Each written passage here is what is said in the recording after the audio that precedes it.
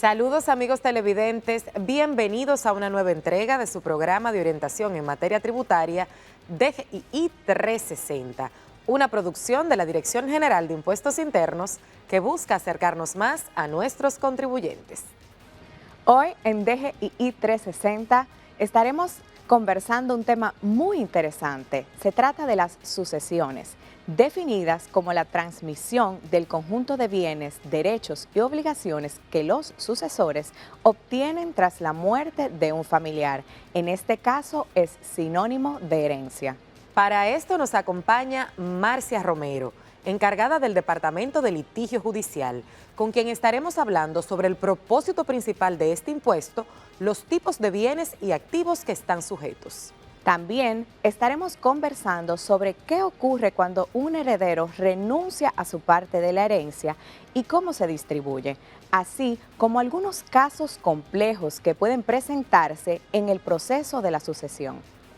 Esperamos que disfruten del contenido que hemos preparado para ustedes, así que no se muevan de su pantalla porque ya inicia DGII 360.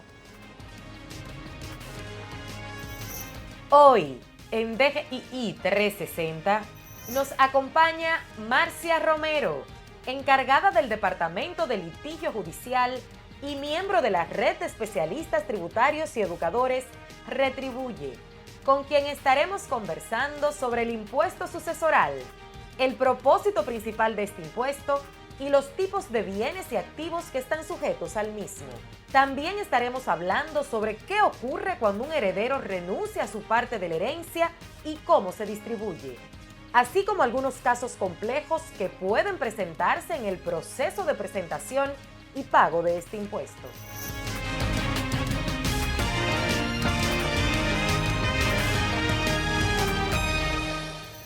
Saludos amigos televidentes. En el día de hoy presentaremos las noticias de esta semana.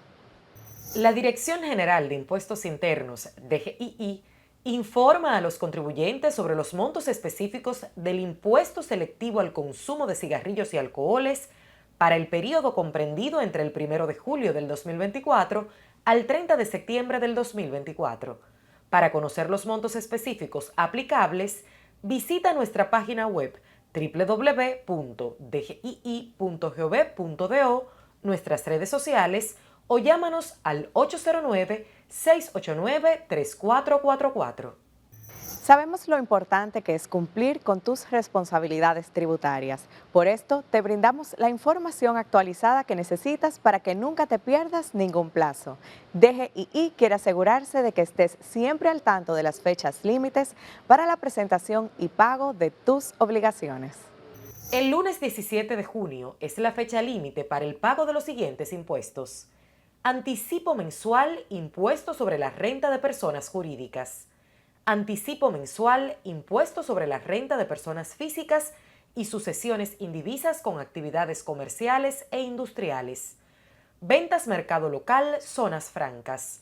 Remisión de información, formatos de envío 606, 607, 608 y 609.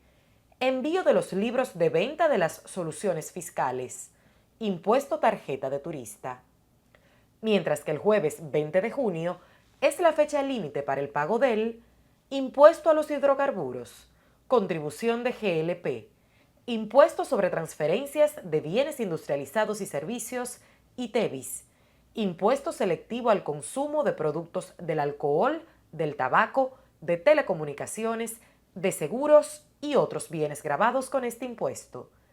Para el viernes 21 de junio debemos realizar el pago del impuesto de cheques y transferencias electrónicas, ITEVIS retenido por las compañías de adquirencia.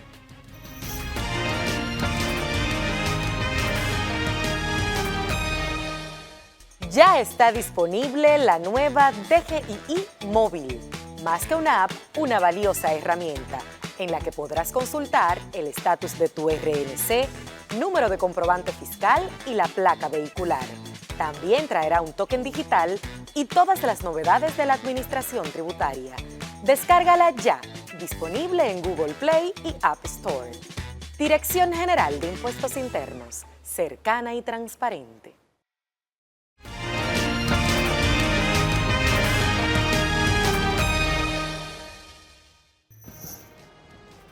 Continuamos con su programa DGII 360. Hoy tenemos un tema súper interesante, pues estaremos conociendo todo lo relacionado a las sucesiones, un tema muy complejo por las diferentes situaciones que se pueden presentar en los procesos de declaraciones y la transmisión del conjunto de bienes, derechos y obligaciones. Para esto tenemos en nuestros estudios a Marcia Romero, encargada del Departamento de Litigio Judicial, quien estará explicándonos los aspectos generales de este proceso y cómo la Administración Tributaria aborda algunos de los diferentes casos que se nos presentan. Bienvenida a DGII 360. Muchas gracias. Gracias nueva vez por permitirme estar con ustedes. Para mí es un honor. Para nosotros es un placer que puedas pues seguir edificando a todo el público que sigue este espacio con tus conocimientos. Y Marcia, vamos a recordar a todos los televidentes, ¿qué es el impuesto sucesoral? El impuesto sucesoral es esa obligación, esa tasa que se paga cuando los herederos reciben sus bienes. Antes de establecer lo que es el impuesto, debemos de decir lo que es la sucesión, y la sucesión es esa transmisión, como bien tú decías, Marlene, al inicio de esta introducción, de que es la transmisión de los bienes muebles o inmuebles que reciben las personas, ya sea en calidad de legatario, porque se le ha dado ese derecho por un testamento dejado, o ya sea en calidad de herederos por su calidad que tienen, por ser hijos, descendientes, ascendientes, colaterales. Entonces, cuando se da esa sucesión, fallece la persona dueña del patrimonio, entonces nace lo que es el impuesto sucesoral, la obligación de pagar el impuesto sucesoral, que evidentemente la Dirección General de Impuestos Internos es la responsable del cobro de ese impuesto sucesoral. Marcia, ¿y cuáles son los activos o bienes que entran dentro de esa masa sucesoral que nos mencionas y qué tasa le corresponde? Dentro de la masa sucesoral debemos de pensar tanto en los bienes muebles o inmuebles que estén situados en la República Dominicana. De esa persona, el mismo artículo 1 de la Ley 2569 establece de esa persona domiciliada en la República Dominicana o que sea extranjera, pero que su último domicilio haya sido en la República Dominicana. ¿Por qué? Debemos siempre enfocarnos de que solo aquellos bienes muebles o inmuebles que estén en territorio dominicano.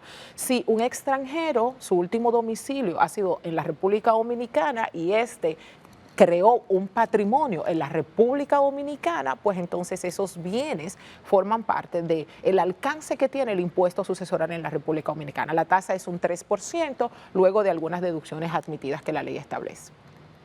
¿Cuál es el plazo para presentar y pagar este impuesto? ¿Qué plazo tienen los familiares? Es importante que sepamos que una vez la persona fallece, ahí comienza el plazo para yo presentar mi declaración jurada de impuesto sucesoral. Son 90 días, partiendo de la fecha del fallecimiento. Pero los sucesores o los legatarios tienen la facilidad de ley de una prórroga para presentar esa declaración. Una primera prórroga que se puede computar casi al término de los 90 días, que será de 60 días. Y una última de 45 días. ¿A través de qué vía se hace esa prórroga? Porque 60 días para una persona que está atravesando un duelo, sobre todo cuando son muertes muy difíciles, de personas jóvenes, ese tipo de cosas, estamos hablando de que es un proceso ya de por sí con mucha carga emocional. ¿A través de qué vía se pueden hacer estas solicitudes de prórroga? Una vez la persona fallece, les recomendamos siempre a los familiares, a los beneficiarios de una sucesión, que se presenten a la administración al término, porque hay un dolor, hay una situación, como tú estableces, de que yo no estoy pensando en bienes materiales, yo estoy pensando en esa persona que acaba de fallecer. Y para mí pensar en bienes materiales y en temas legales no es el espacio. Pero debemos de tener en cuenta que hay obligaciones que continúan independientemente de los sentimientos que nosotros podemos tener en ese espacio. Pasados ya algunos 80 días luego de la muerte de la persona, lo recomendable es que se presente a la administración tributaria con una carta, una solicitud sencilla, donde se le pide a la administración tributaria una prórroga. No tiene que ser no lo tiene que hacer un abogado, no lo tiene que hacer un contador. Usted puede escribir una carta en su calidad de heredero, diciéndole a la administración que le otorgue una primera prórroga. Junto a ese documento, usted va a anexar la copia del acta de defunción y también del acta de nacimiento, si usted es hijo o si usted es legatario, el testamento, lo que le dé calidad a usted para hacer ese pedimento. Se deposita en la administración local que esté cercana al último domicilio del fallecido. Y la administración local, entonces, en su área legal, pues va a otorgarle. ¿Por qué decimos próximo al vencimiento de los 90 días? Porque el contribuyente tiene el derecho de beneficiarse de esos plazos. ¿Por qué ir al segundo día del fallecimiento cuando todavía tengo 90 días para presentar mi declaración y puedo gozar de 105 adicionales? Para evitar que se venza. Claro, porque... para aprovechar de esa gracia que el legislador nos ha dado. Así es, Marcia. ¿Y qué pasa en los casos que, por ejemplo, vamos a decir, de familias grandes que se acercan 5 hermanos, pero en realidad son 7? ¿Qué pasa luego de que se liquida esa masa sucesoral y llegan esos 2 hermanos que quizás no entraron en principio en ese proceso? Puede que no hayan entrado porque varios escenarios, porque no hayan querido, porque no se hayan enterado de la muerte, o puede que no sean hermanos, pueden que sean colaterales, hermanos del fallecido, no hijos. Y hay hermanos del fallecido que se han distanciado de la familia. Muchas circunstancias dan lugar a que un heredero, sea hijo, sea ascendiente, padre, madre, sean colaterales, hermanos o tíos, quien sea que le toque entrar en el orden de suceder, que no haya entrado en el proceso. O muchas veces vemos casos donde de manera intencional algunos herederos se apresuran a realizar la liquidación, a distribuir los bienes para que ese tercero que tiene derechos de beneficiarse no goce del patrimonio. Entonces, si se dan esos casos, hay un proceso de reliquidación sucesoral para incluir herederos que no fueron incluidos o bienes que no fueron incluidos. Entonces, pero ahí viene una litis y ahí la administración tributaria hace un aparte, porque debemos recordarle que la competencia de la Dirección General de Impuestos Internos es recaudar el impuesto, más no así ventilar una litis en materia sucesoral. Ya eso tendrán que ir ante los tribunales, la persona que reclama su derecho, hacer valer su derecho, y cuando esa sentencia venga, pues la administración tributaria ha de acatar la misma y evidentemente reliquidar. El mismo tribunal lo va a hacer en la sentencia. Imaginémonos que no se trata de una mala fe, que sí, yo quiero distribuir esa herencia entre todos mis hermanos, pero resulta que hubo uno que se fue de viaje y jamás ha vuelto, no ha vuelto a tener contacto con la familia. Cuando se trata de un caso así, de que sabemos que existe esa persona que es heredera, pero no hemos encontrado la manera de localizarlo, ¿cómo se maneja eso? Lo recomendable es que una vez se realice la partición de los bienes, ya luego de pagado el impuesto sucesoral, y sabemos que hay una persona que no tenemos el contacto para suministrarle los bienes, vamos a repartir los bienes. Entonces, la porción de esa persona debe estar guardada. Se puede levantar un acto notarial, si es dinero, se puede abrir algún certificado en el banco, se puede crear, hay elementos jurídicos, herramientas jurídicas para nosotros poder cuidar y guardar ese patrimonio. ¿Y se ve eso en la práctica, Marcia, de que la gente mantenga ese comportamiento tan respetuoso, tan apegado a la moral? No, realmente no he visto casos así. Vamos a guardar eso para cuando esa persona vuelva de Nueva York encuentre ahí su certificado. No es común realmente. Pero ¿qué pasa si no se hace? Que esa persona puede solicitar a todos esos herederos que ya han gozado de esos bienes, que traigan nueva vez esos bienes a la masa y ordenar a través, o solicitar a través del tribunal que se ordene una reliquidación. O sea, de que si no lo hago ahora y yo de manera intencional, sabiendo que hay un tercero, uso, gozo y hasta revendo esos bienes que yo fui heredera, tengo, vamos a decir, la brecha o el riesgo de que ese heredero haga uso de su derecho y entonces yo tenga que buscar esos bienes y traerlos nueva vez a la masa. Usemos ese mismo ejemplo, pero a lo inverso. Digamos que uno de los herederos renuncia, dice que no le interesa, quizás tuvo una disputa con su familiar y renuncia completamente. ¿Cómo se hace este proceso? ¿Cómo se excluye? ¿Cómo se redistribuye? La renuncia a una herencia no es tácita, no opera sola. Debe de ser solicitada e invocada por quien quiere renunciar a su derecho, porque todos los derechos, nosotros no podemos renunciar a esos derechos sin pronunciarnos. Entonces, en ese mismo proceso, ante un tribunal, yo que no quiero la herencia, no importa la razón, no la quiero. No hay una obligación. No quiero nada con ese señor.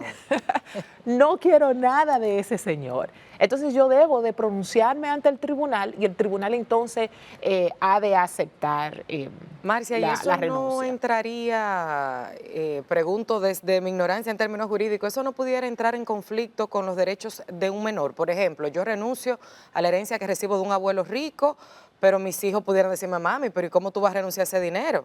Entonces, ¿no pudiera haber algún tipo de conflicto legal en ese Lo que sentido? pasa es que tus nietos no son los herederos. Tú eres la heredera del abuelo. O del padre. Ellos serán herederos si tú no estás. Si Teresa fallece y hereda a Juan y Teresa dejó Teresita, hijos. entonces Teresita puede pasar en representación de su madre. Pero si está viva y ella decide no recibir su herencia, pues es su derecho como heredera. Perfecto, la verdad que es un tema sumamente interesante y todavía queda mucho más contenido que compartir con todos ustedes, pero tenemos que irnos a una pequeña pausa y les invitamos a que se queden con nosotros porque al regreso continuamos conversando sobre sucesiones con Marcia Romero, encargada del Departamento de Litigio Judicial de la DGII. Ya regresamos.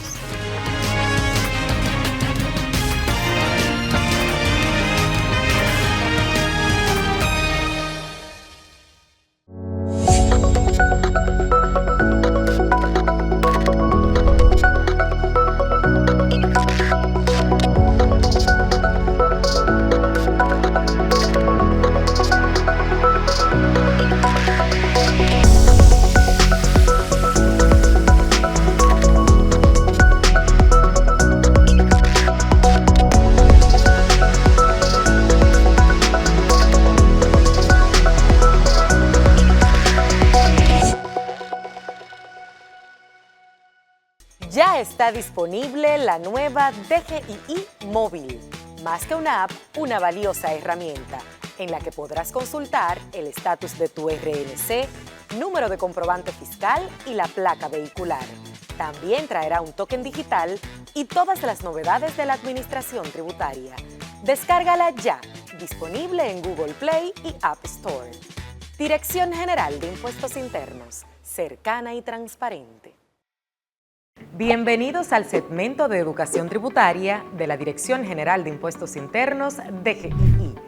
Hoy estaremos hablando sobre un tema relevante y de interés para los contribuyentes, el cese temporal de operaciones. Primero vamos a definir qué es el cese temporal. El cese temporal no es más que una facilidad que dispone la Administración Tributaria para aquellos contribuyentes que están inscritos en el RNC, ya sea una persona física o jurídica, que van a detener o han detenido sus operaciones comerciales por un periodo de tiempo, el cual no podrá ser mayor a 3 años. En la práctica, vemos muchos contribuyentes sin operaciones que se mantienen por varios periodos declarando en cero lo que comúnmente llamamos como declaración informativa, representando muchas veces un costo innecesario y que puede ser subsanado acogiéndose al cese temporal. Una vez vencido el plazo aprobado para estar en cese, el Registro Nacional de Contribuyentes, RNC, será reactivado automáticamente. ¿Cuáles son los requisitos para solicitar un cese temporal? El contribuyente solo debe acceder a su oficina virtual y en la opción de solicitud de cese temporal, indicar el motivo, la fecha de inicio y fin del cese temporal.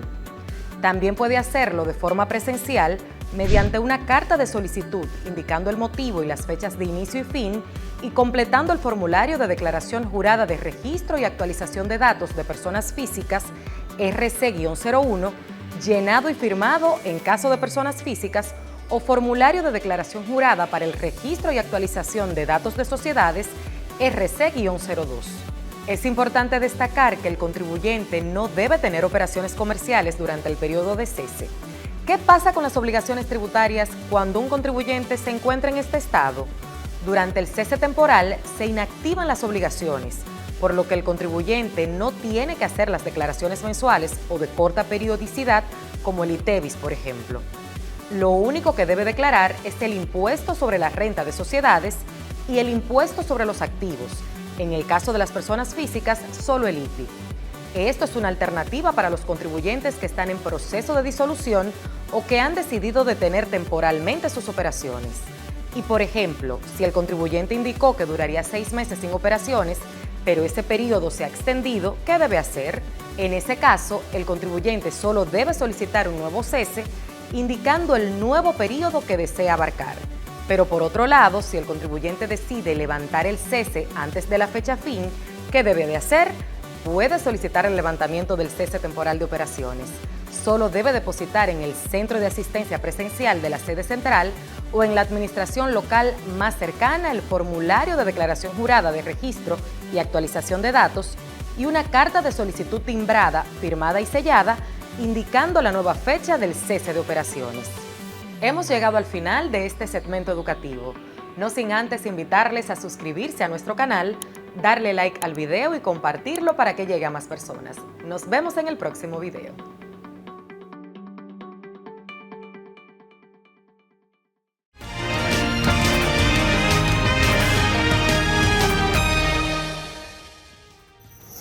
Seguimos con más contenido en este su espacio de orientación tributaria DGII 360. Hoy conversando sobre las sucesiones y tenemos en nuestros estudios a Marcia Romero, encargada del Departamento de Litigio Judicial. Marcia, decíamos antes de la pausa de que de verdad este es un tema súper interesante, que tiene mucha tela donde cortar. Y en este segundo bloque quisiéramos que nos expliques qué es exactamente un bien de familia y cómo se constituye un bien de familia y si esto aplica para todos los ciudadanos, porque uno tendría la percepción de que un bien de familia, eso es para ricos, para personas que tienen una mansión que han heredado generación tras generación. Explícanos en detalle qué es exactamente este concepto. Bueno, el bien de familia es una figura jurídica que busca proteger un bien inmueble dentro de lo que es el patrimonio de una familia. La ley establece, la 1024, establece de que se puede constituir un bien de familia por cada familia. ¿Qué busca esto? Proteger ese bien inmueble en provecho ya sea de los hijos o en provecho de algún esposo. ¿Y cuál es vamos a decir, la belleza jurídica de esto? De que estos bienes, una vez constituidos en bien de familia, es inembargable. No puede embargarse. La naturaleza de esto es que cada familia tenga un techo.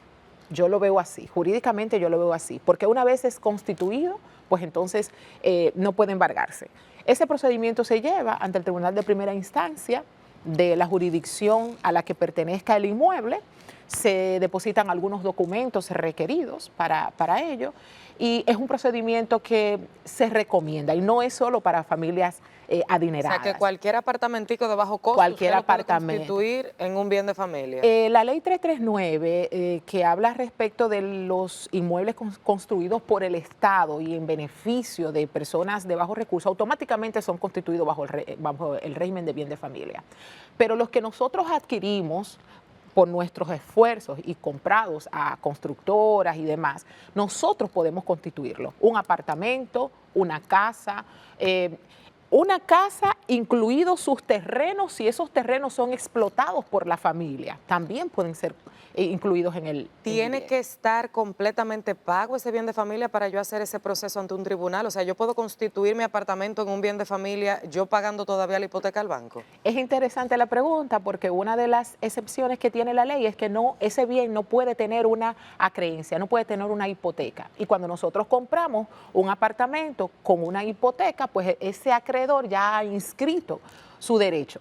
Entonces hay que primero liberar ese bien inmueble de hipotecas, de cualquier inscripción, y entonces ahí sí podemos nosotros agotar el procedimiento. Marcia, antes de seguir hablando sobre este tema, me gustaría precisar sobre algo que hablábamos en el bloque anterior. ¿Qué pasa con los bienes que no están incluidos en un testamento, por ejemplo? Ok, bueno, pensemos que los testamentos lo hace el dueño de los bienes, salvo que a él se le olvide que ese bien está dentro. Yo puedo dejar como finada un testamento solo de la casa X para Teresa. Los demás bienes serán para los herederos que por derecho tienen. Recordemos que los testamentos en su generalidad abarcan a personas que no tienen calidad para entrar en el orden de suceder.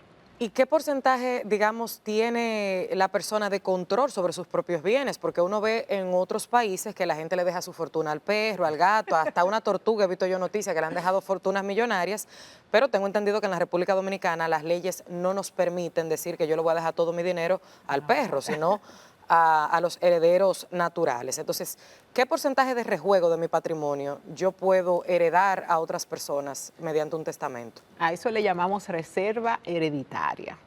Yo puedo testar dependiendo de la cantidad de hijos que tenga. El mismo Código Civil me dice que si yo tengo un hijo, yo puedo testar hasta el 50%, o sea, colocar mis bienes, solo el 50% de mis bienes en un testamento.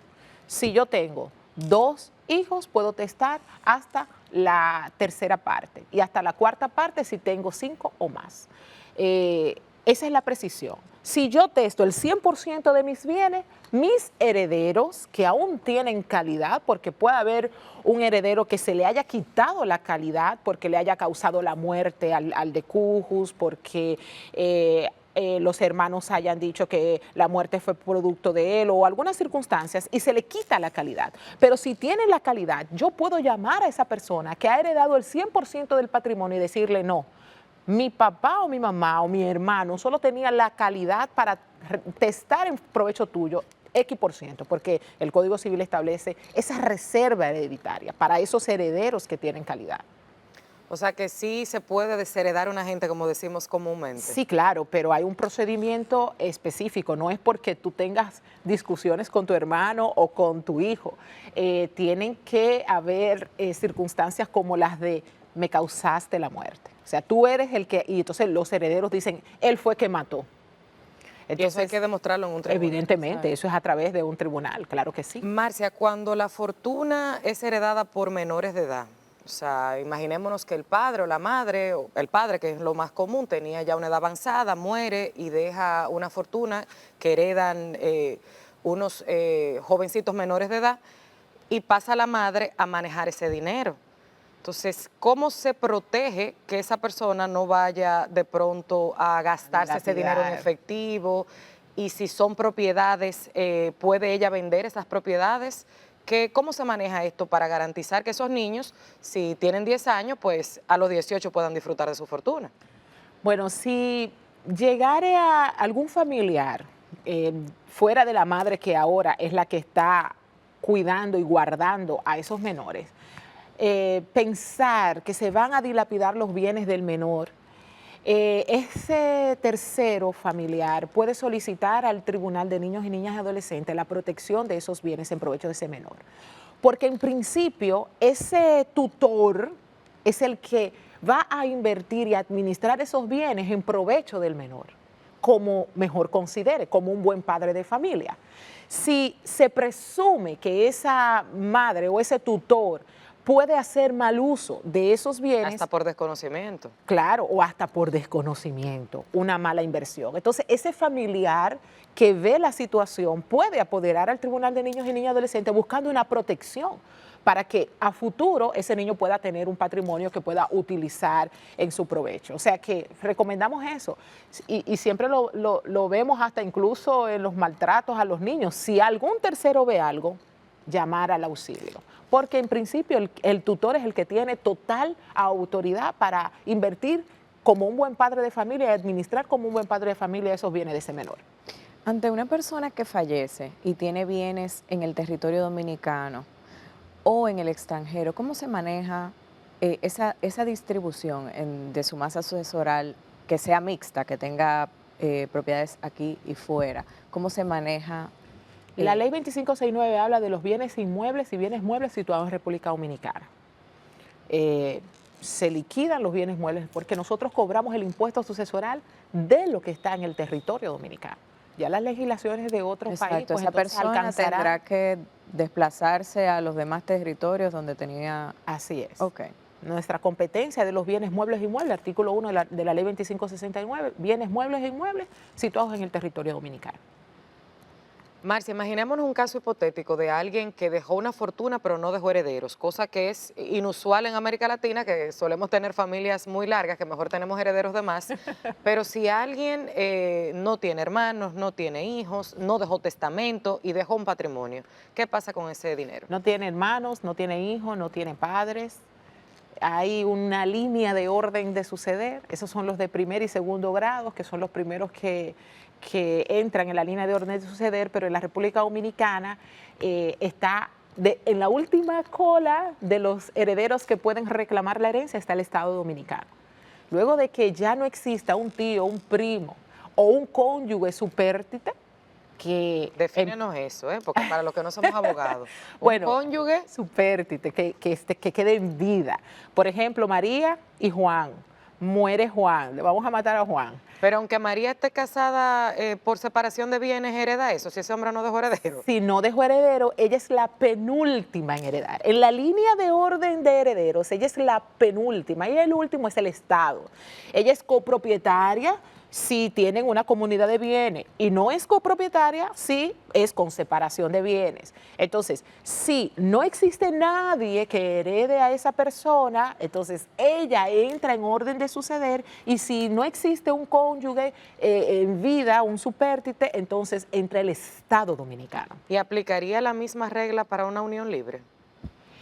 La unión libre, los tribunales han establecido de manera clara que si se puede demostrar, tenemos jurisprudencias de ello, que si se puede demostrar que ese patrimonio lo construimos tú y yo, aunque estemos en unión libre, y lo hemos construido tú y yo, y tenemos testigos, es una vida pública, y todos tienen conocimiento de que ese negocio, que esa casa fue construida en nuestra unión libre, pues entonces ese esposo o esposa que esté en vida puede ir a los tribunales a reclamar el derecho, el 50% de su patrimonio, porque sabemos que el 50% será para los herederos que estén en vida, pero no opera automático, porque nuestra legislación habla de el matrimonio ya establecido en el registro civil, pero sí tenemos jurisprudencias, es ya común, los tribunales conocen, pero hay que hacer uso de ese derecho. Vamos a una pausa, pero quédense con nosotros porque al regresar tenemos la última parte de esta interesante entrevista con la encargada del Departamento de Litigio Judicial, Marcia Romero. Ya volvemos.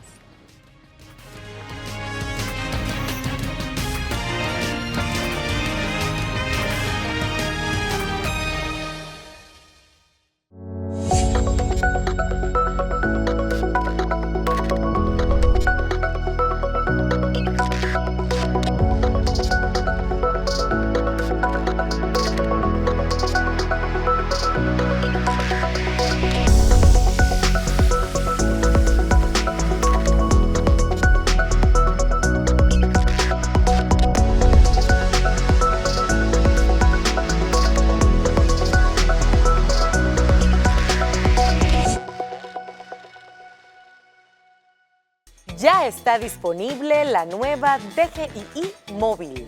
Más que una app, una valiosa herramienta en la que podrás consultar el estatus de tu RNC, número de comprobante fiscal y la placa vehicular. También traerá un token digital y todas las novedades de la administración tributaria. Descárgala ya, disponible en Google Play y App Store. Dirección General de Impuestos Internos, cercana y transparente.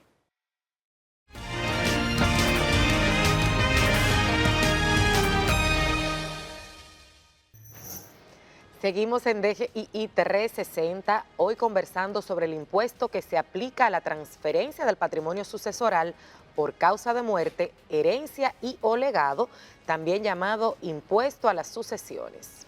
En esta última parte de la entrevista nos vamos a enfocar en algunos casos complejos que se pueden presentar en el momento de declarar este impuesto, ¿ok? Marcia, ¿qué ocurre con las personas cuando tienen deudas? Bueno, cuando un finado ha dejado deudas, lo que la ley 2569 establece algunas partidas, algunas deudas que sí pueden ser deducidas. Aquí hablamos cuando es deducido. Todo lo que tiene que ver con impuestos es ingreso menos gastos, vamos a decir algo así. En materia sucesoral es ese activo menos ese pasivo.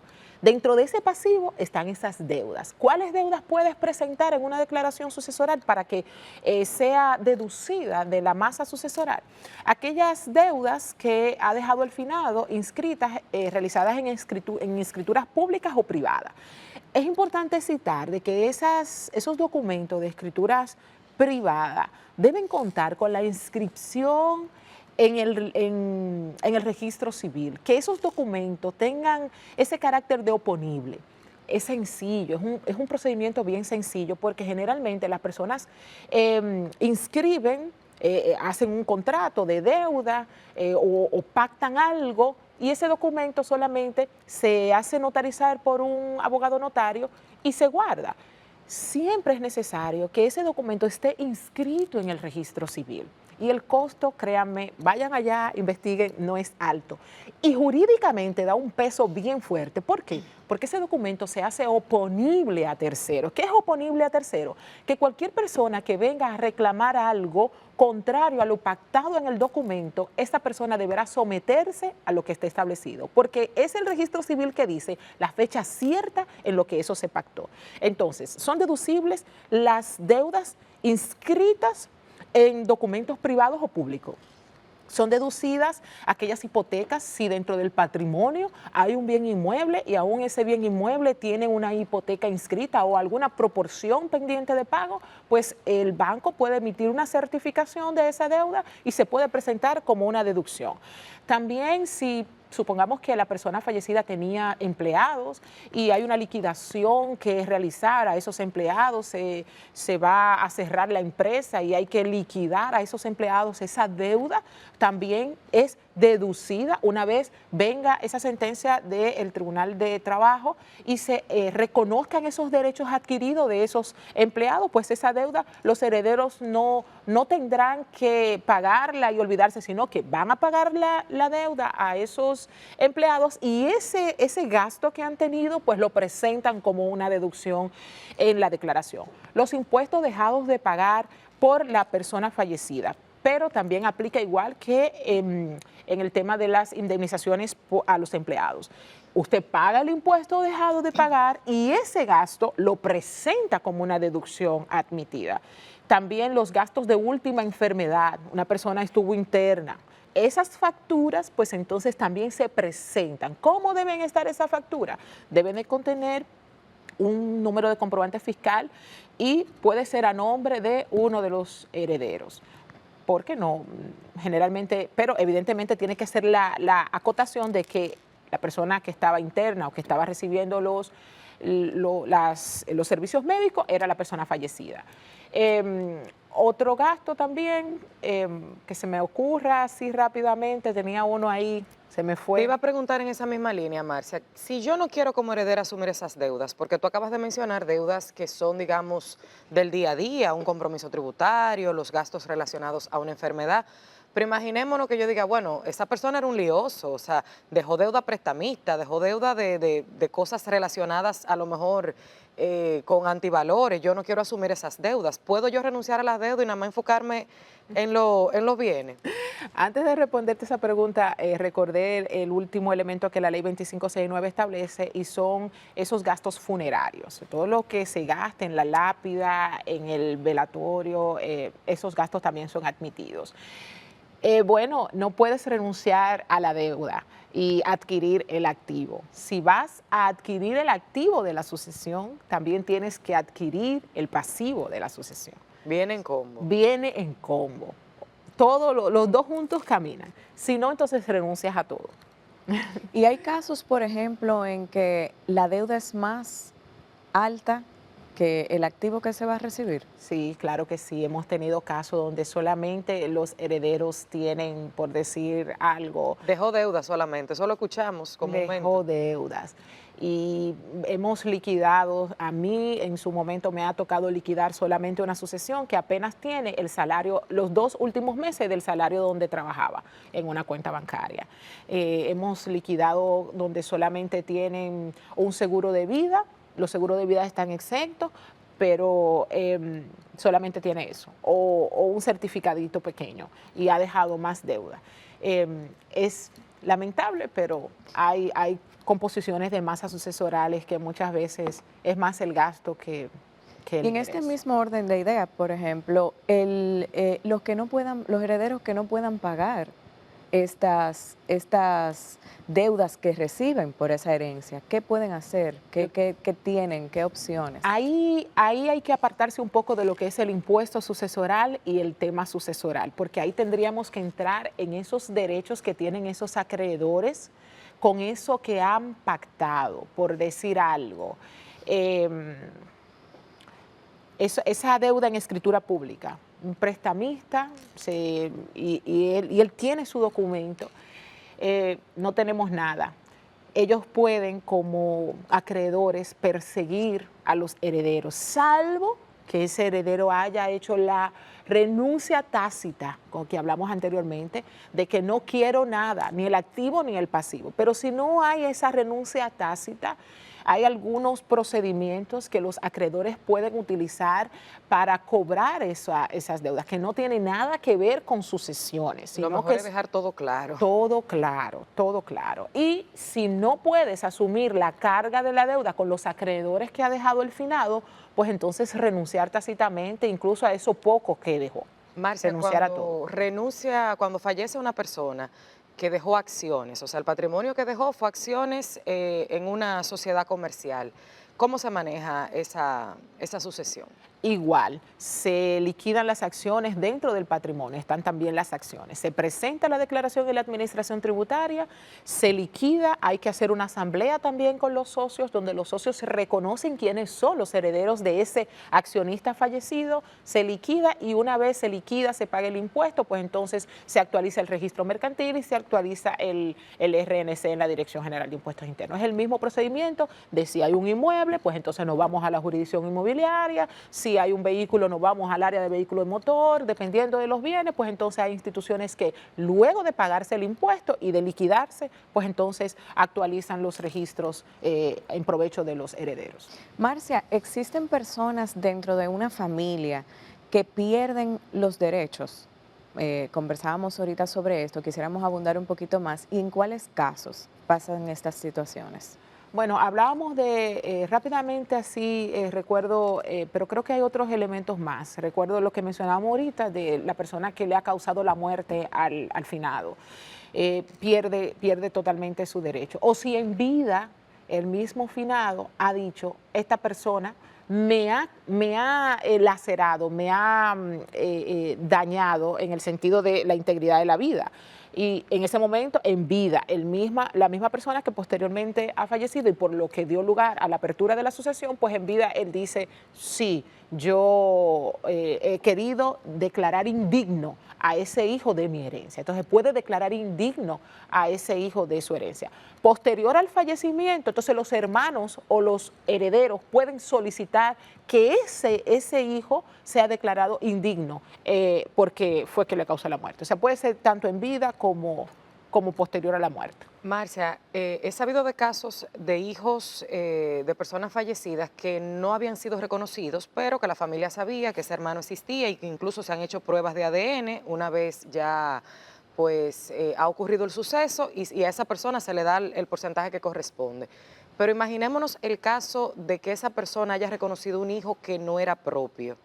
O sea, reconoció un hijo, ya sea que pensó que era de él o que por agradecimiento, por cualquier razón, eso se ve muy, muy comúnmente, le dio su apellido a un niño que no era hijo biológico. ¿pudieran los hijos herederos biológicos someter algún tipo de recurso para retirarle la paternidad a esa persona después de fallecido el padre? ¿Se pudiera hacer eso? Si esa persona en vida, por la razón que sea, decidió darle su apellido a alguien que no era de su propia sangre. Claro que se puede, solo que antes de llevar al sepelio al cuerpo de la persona fallecida, habrá que hacer pruebas de ADN para demostrar que esa acta de nacimiento que tiene carácter legal para demostrar la calidad y la filiación de la persona, no fue expedida. O sea, eso no se puede hacer posterior, eso no se puede hacer con el ADN de un hermano. Demostrar que realmente ese niño no es mi hermano. Sí se puede hacer un procedimiento, los hijos, para decir, ese no fue hijo de mi padre, pero... Aunque el finado le haya dado su apellido, digamos que... Lo que pasa es que estamos hablando de derechos, estamos hablando de derechos. Y si tú me vas a quitar parte de mis derechos como heredero, entonces yo ejerzo mis derechos. O sea, yo puedo decir, mi papá fue engañado, mi papá fue sugestionado. O sea, que lo más prudente en ese caso, si esa persona quiere realmente asumir eso como hijo, es adoptarlo. Totalmente.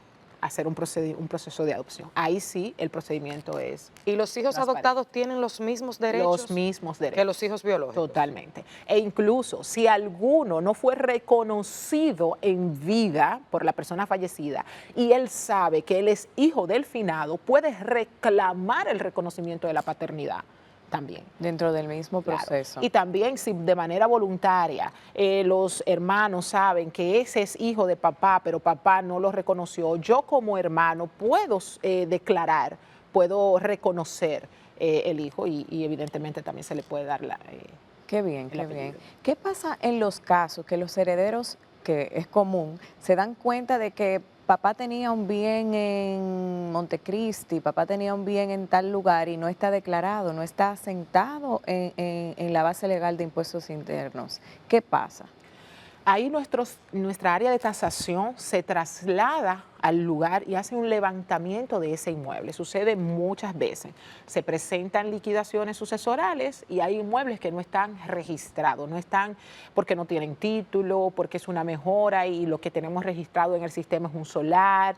Entonces, el área de tasación se traslada al lugar, hace un levantamiento y entonces inscribe el inmueble. Entonces, luego de ello, pues se puede liquidar sin mayores inconvenientes. Eso es un procedimiento que también fluye normal en la administración tributaria luego de que se recibe la solicitud de la sucesión. Es deber del funcionario que recibe la sucesión asegurarse de que todos los bienes que al menos la administración tiene conocimiento, estén dentro del pliego de modificaciones, que así se llama el documento donde se asienta la liquidación sucesoral. Hacías referencia hace un momentito a todas aquellas deudas que pueden ser deducibles, pero nos gustaría detenernos brevemente en las deudas específicamente tributarias, que en ocasiones pudieran ser complejas. O sea, si la familia dice, no, yo entiendo que eso no está bien, mi papá tenía un proceso de reconsideración al momento de la deuda, ¿qué pasa con ese proceso sucesoral si la familia no reconoce del todo esas deudas tributarias? Pueden pasar dos cosas. Como hay un proceso de recurso pendiente de fallo, o se le puede solicitar a la administración o al juez un pronto despacho para ese recurso para que se decida si al lugar o no y entonces poderla incluir en la sucesión. Pero si no, se puede liquidar y evidentemente habrá la administración tributaria y es una opinión como funcionaria de la administración que pausar eso y promover la liquidación, el fallo del recurso. ¿Por qué? Porque como administración tributaria nuestro rol es recaudar el impuesto. Y si hay un impuesto discutiéndose aquí de ITEVIS, de renta, de selectivo, yo como administración tributaria debo velar por mi rol de recaudación y de la aplicación correcta del impuesto. No pudiera yo darle paso a una sucesión donde hay un impuesto pendiente de pago. Entonces, yo pudiera promover la liquidación, el fallo de ese recurso de reconsideración para conocer si al lugar la obligación del pago del impuesto de ITEVI, de renta y demás. Ese es el rol de la administración y estoy clara que los abogados también así van a pensar igual que yo. Marcia, ya para finalizar con este tema, señores, que quisiéramos coordinar varios programas más de tan interesante que es, quisiéramos pedirte ya para finalizar una recomendación final, pero no a los herederos. Yo quiero esa recomendación para los propietarios del patrimonio, cómo usted dejarle el camino más allanado a sus futuros herederos. ¿Cuáles serían esas recomendaciones para que todos podamos organizarnos cuando finalmente pues llegue esa llamada que nos llegará a todos? Así es. Voy a hablar desde el punto de vista personal. Lo primero es que alguien de tu familia debe saber todo lo que tienes. ¿Qué tienes? ¿Qué debes? ¿Qué no debes? ¿Dónde están tus bienes? ¿Cuáles son los compromisos que has realizado? ¿Por qué? Porque se hace muy cuesta arriba para nuestros familiares sin el conocimiento poder recobrar todo y podemos incluso hasta dejar una cuenta en algún lado en beneficio de un tercero, aprovechándose de eso, pudiendo tus hijos aprovecharse o tus hermanos o tus padres beneficiarse de eso. O sea, es la regla número uno, que alguien de tu casa sepa todo de ti. Lo segundo es que nosotros debemos de, cuando adquirimos bienes, por favor, realicemos las transferencias a nuestro provecho inmediatamente. Muchas veces tenemos bienes, vehículos, que lo compramos y se queda eso a nombre del antiguo titular. Y no tienes nada. Y no tienes nada. Cuando entonces quieres venir a hacer una liquidación, a tus herederos se le dificulta. Si compraste un bien inmueble, transfiere inmediatamente, paga tu impuesto de transferencia inmobiliaria y ve al registrador de título a solicitar tu título en tu provecho. Igual con los vehículos. Bien, otra recomendación es que preparemos a nuestros familiares. Y es por un tema legal. Preparémoslo ¿para qué? Inmediatamente en medio del dolor, en medio de la crisis familiar que en ese momento se presenta, pues entonces ellos puedan tener la fuerza de buscar un abogado, de buscar una ayuda. ¿Por qué? Porque luego es peor, hay que pagar recargos, se complican los procesos. No es lo mismo hacer una declaración sucesoral dentro del plazo legal. Y ya les recordaba que son 90 días y usted puede ir a solicitar una prórroga a los 85, 86 días. Acude a la administración y solicite una prórroga.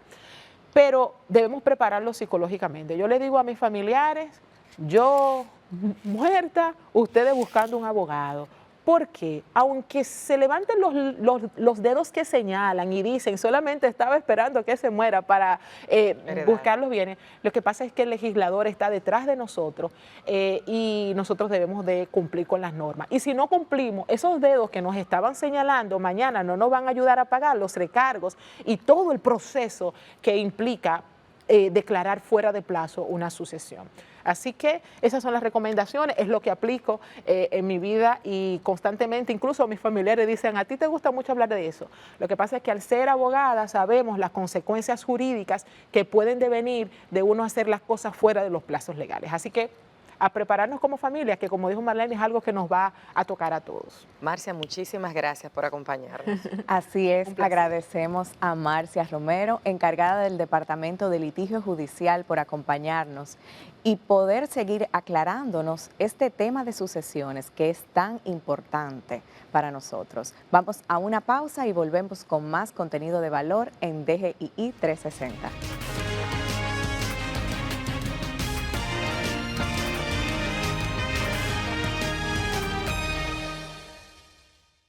Ya está disponible la nueva DGII Móvil. Más que una app, una valiosa herramienta en la que podrás consultar el estatus de tu RNC, número de comprobante fiscal y la placa vehicular. También traerá un token digital y todas las novedades de la administración tributaria. Descárgala ya, disponible en Google Play y App Store. Dirección General de Impuestos Internos, cercana y transparente.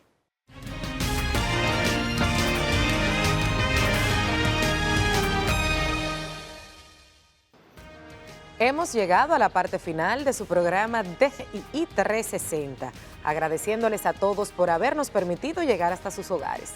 Les recordamos que pueden volver a disfrutar del contenido del día de hoy, así como de todas las ediciones anteriores en nuestro canal de YouTube de la DGII. Gracias a todos por su apoyo. Será hasta una próxima entrega de más contenido de valor en orientación tributaria. Hasta la próxima.